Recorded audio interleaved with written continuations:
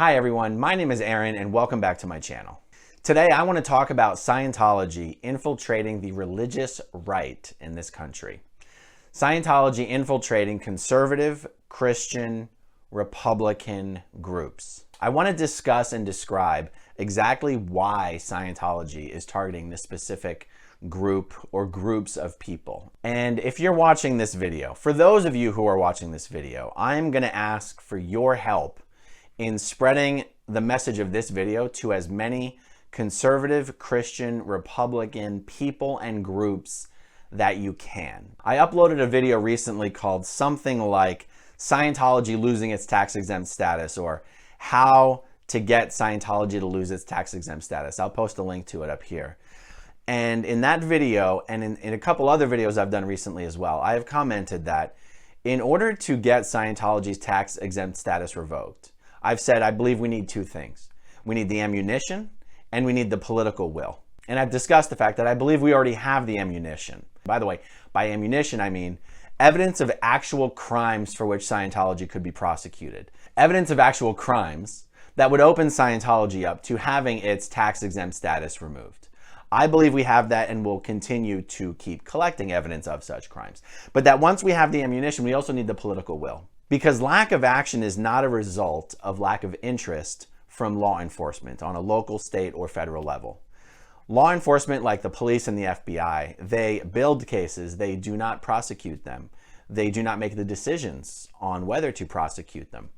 And there's another ingredient that I want to mention that is tied up in the political will part of the equation. And that is the element of demand. If we have all the ammunition that we need, and if the political will to do something about it exists, I believe we also need the push of demand. And this has everything to do with why Scientology has been working so hard to infiltrate and co-opt these conservative, Christian, right-leaning Republican groups and organizations. They are doing that because they believe that by doing so, they can diminish the political will and eliminate the demand that anyone do something about Scientology's crimes and to do something about getting Scientology's tax-exempt status revoked. And what I'm talking about here also explains why Scientology goes to such great lengths to appear so churchy, if you know what I mean. It's why they use the cross. It's why when they're talking to the press or representing themselves in the courts, they use words such as ministerial counseling or priest penitent privilege or scripture or faith or doctrine. These are words Scientologists do not use internally. These are not words you will hear spoken in an actual Church of Scientology. Because the day-to-day experience of being a Scientologist or doing Scientology is not religious in any way, shape, or form. It's more kind of life coachy. It's sort of Tony Robbins-ish. It's very self-helpy, kind of maybe spiritual guru-ish kind of material that you study, exercises that you do, auditing, even Scientology's process of auditing is very much like that. But Scientology is an anti-religious, anti-Christian organization at its DNA. And no Scientologist will admit that, but of course they won't, because that's kind of the point here. This is kind of where I'm going with all of this, is that Scientology has gone to such great lengths to look so churchy so that it can protect itself under the umbrella that has been created by legitimate religious organizations that help the poor and do good for the public and don't just benefit its members and aren't just a giant financial pyramid scheme / real estate scam. In this country, we have a history of religious liberty. The freedoms and the protections that we have built into not only the Constitution, but also, 200 plus years of established case law. The amount of protections that exist under the banner of religious liberty for, legitimate religions is very strong, and Scientology covets that protection. And Scientology knows that without that protection, it is a goner. I mean, Scientology would have been sunk due to hundreds of lawsuits for its criminal activities and human trafficking and credit card fraud and wire fraud and all sorts of things. But the fact that they have been able to protect themselves under this banner of religious liberty, religious freedom, is what has allowed them to prevail in the courts of law. Scientology has recognized that there is sort of a protection in numbers, and that if they can trick other religious groups and organizations, other organizations that work to defend religious liberty, if they can convince those organizations that Scientology is like them, then when Scientology comes under fire in the courts of law, they can trick these other organizations to coming to their defense. That is why Scientology tries to appear so churchy.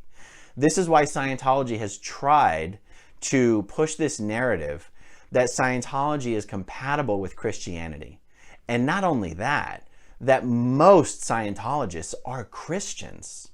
Scientology has really been working on this Christianity angle pretty hard. And there's a lot of overlap here between the efforts that Scientology has put forth to infiltrate. I said it earlier, but the overlap is between the Christian community, the conservative Republican community. There is an overlap here between religion and politics. And let's be honest, there is an overlap between religion and politics.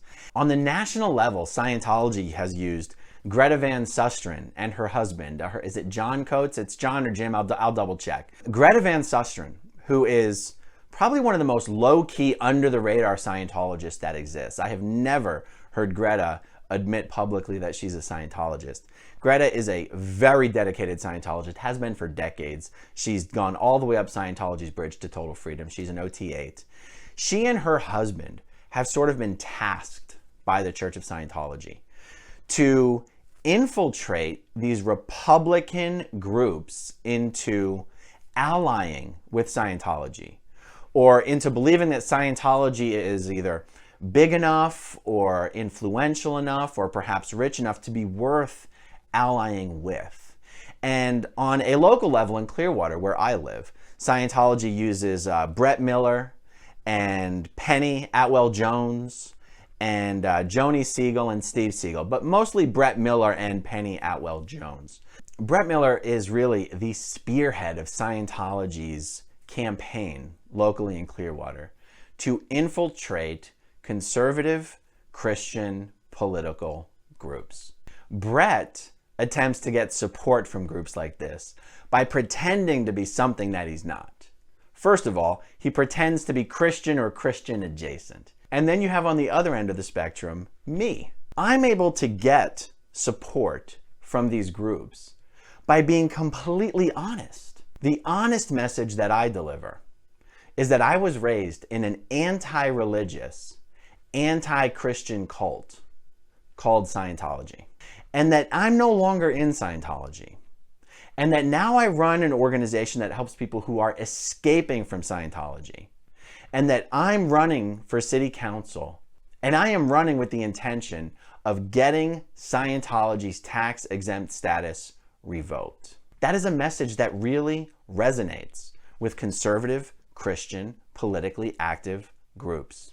Scientology has really misjudged and overstepped in this effort to not just try to align itself with Christian-based groups, but have overstepped by doing this Scientologists are Christians too thing. This is a message that is incredibly insulting, particularly to evangelical Christians. I have to believe that in Miscavige's mind, or whoever else came up with this strategy, but only Miscavige could approve it and implement it, he was like, how do we get Christians to like us?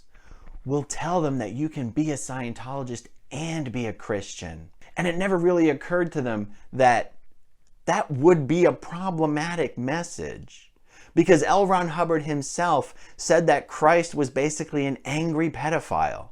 And on the materials of OT8, L. Ron Hubbard basically said the entire Bible and all religious texts are just works of fiction that came about from electronically implanted thoughts and ideas into early members of the human civilization, so that these beliefs would evolve over time, and that collectively these religions would be looking forward to or expecting or anticipating the second coming of Christ. But according to Hubbard, the second coming of Christ will actually be a mass landing of the Markabian alien invader forces. I mean, this is what L. Ron Hubbard really said about religion.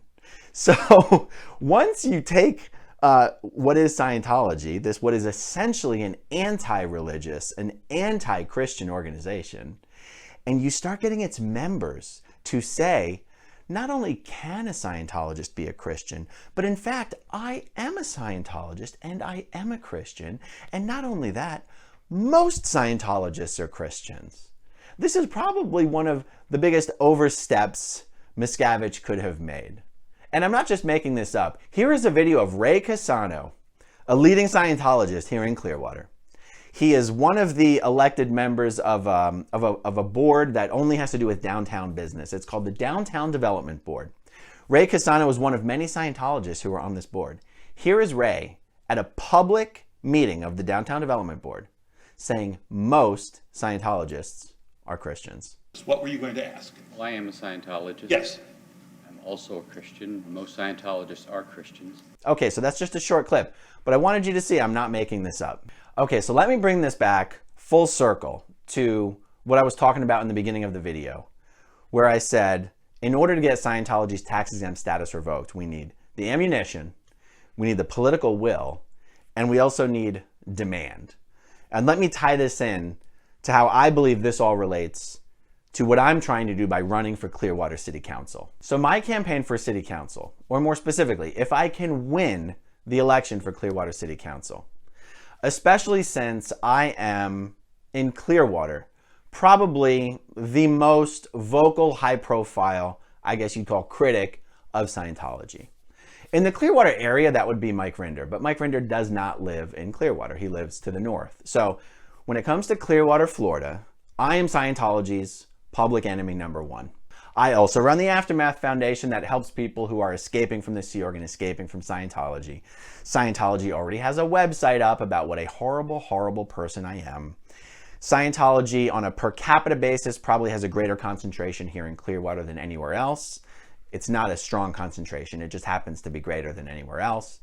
If someone like me, being as in your face as I am to David Miscavige and to Scientology, can do that for 6 months straight, which is the length of the campaign, and if I can win with over 50% of the vote, because it's only a one-on-one race right now between me and my opponent, if I can accomplish that, I feel like it is a small step towards the greater objective of creating the political will to do something about Scientology. Someone has to demonstrate to the people who hold elected office, particularly in Congress, that they do not need to fear this organization. And not only that, but by standing up to and taking on this organization, you would get an unbelievable groundswell of grassroots support. I think it's really important to show politicians that Scientology cannot keep somebody from getting elected, and it cannot keep someone from getting reelected. And technically, Mark Bunker already proved that 18 months ago when he won his election for the Clearwater City Council. But many have explained away his victory because 5 people were running for the same seat. And all you need to win an election in Clearwater is just to beat everybody else, get the most votes. There's no runoffs. So Mark Bunker won the election with 27% of the vote. Never in Clearwater's history had 5 people run for the same seat before, which means never in Clearwater's history had somebody won with only 27% of the vote. Well, my campaign for seat 5 of Clearwater City Council is a one-on-one race. If I can win my election, I can finally, for the first time, send a message that it is possible to campaign on the issue I'm campaigning on primarily and win with over half of the vote in a city most people think is controlled by Scientology, but in reality isn't. So that's how I envision my campaign, or more specifically, my fingers crossed victory. That's how I picture all that fitting into the political will portion of the equation. But it really started to occur to me that once politicians start to understand that maybe taking on this organization is worthwhile, in fact, maybe it's even beneficial. In fact, Maybe it would make you the most popular person in Congress. Who's going to actually demand that the politicians do something about it?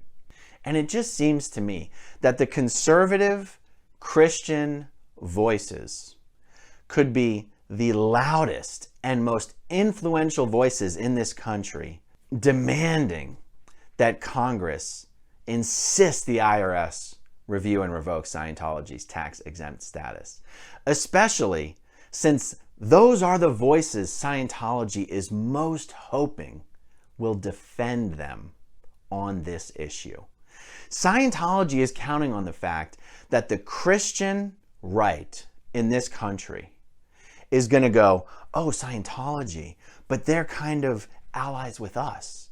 If we allow them to come under attack in the courts, we could be next. Scientology is counting on conservative Christians thinking about it that way. And I think what Scientology may have underestimated is how incredibly offensive it is that an anti-Christian organization like Scientology is trying to peddle itself as a Christian organization, and how that might result in such a blowback from the Christian conservative community that those voices could actually become the ones demanding that the government take action and review and revoke this organization's tax-exempt status. And perhaps when those voices are raised, we will have politicians who have the political will to do something about it. The Church of Scientology is waging an economic war against the city of Clearwater. Do you know who's not doing that? Christian churches in Clearwater, Muslim mosques in Clearwater, Jewish temples in Clearwater. There are no other organizations whose interests are lined up diametrically opposed to the interests of Clearwater. We are not talking about Scientology's belief system here in any way, shape, or form. We are talking about criminal behavior of organizations. Scientology is a criminal organization operating as a business, masquerading as a religion. Scientology is the biggest perpetrator of human trafficking here in Clearwater. Scientology commits credit card fraud and wire fraud on an immense scale on a daily basis right here in Clearwater. I mean, maybe the question is at some level, which aspect of Scientology is it that gets you the most outraged? Is it the human trafficking? Is it the credit card fraud? Is it the destroying families? Is it waging war against the city of Clearwater? Or is it this fact where you have an anti-Christian organization masquerading as a Christian ally, masquerading as Christians, infiltrating conservative Christian political groups? Like, it's almost like, which one of these things pisses you off the most? I imagine the answer is different for different people.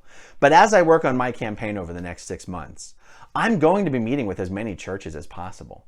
And not because I'm going to pass myself off as some religious guy. I'm very upfront. I'm not a religious guy. I couldn't possibly be. I grew up in an anti-religious cult my entire life. I'm not just switching gears right now, but I will be the guy who honestly discusses what Scientology is and what it is doing. And hopefully I can communicate my goal and my objectives to the religious groups that I speak to get them to understand that I may not be Christian, I may not be religious, but neither are the Scientologists. And they're the ones lying to you. And they're lying to you because they want to use the religious protections that exist to protect legitimate religious organizations like yours. They want to use that religious protection to protect themselves from prosecution for their crimes against children, their crimes against the elderly, their human trafficking crimes.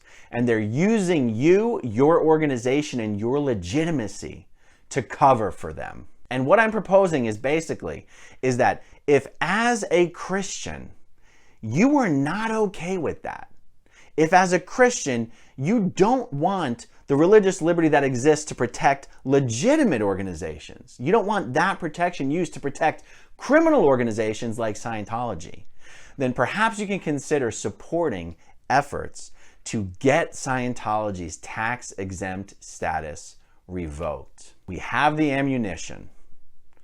We're going to create the political will. Let's create the demand as well. This is why I said in the beginning, I would be tremendously grateful to anyone who will share this video with people they know who are in these conservative, Christian, right-leaning political organizations to help raise awareness, and not just the political organizations, churches as well, to help raise awareness on what Scientology is doing, how they are using the political conservative right in this country, how they've tried to infiltrate these groups. And let's make it much harder for them to do that. I think that is a very worthwhile goal.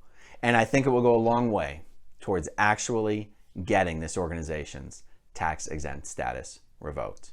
Thank you very much, guys. To anybody who would like to support my campaign for Clearwater City Council, you can do so at aaronforclearwater.com. Anything you can do to help me get the word out about my campaign is also greatly appreciated.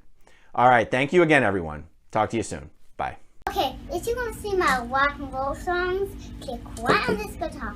And if you want to see a different one of my videos,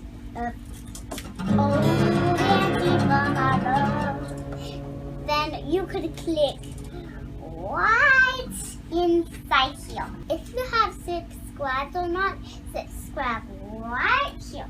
Bye.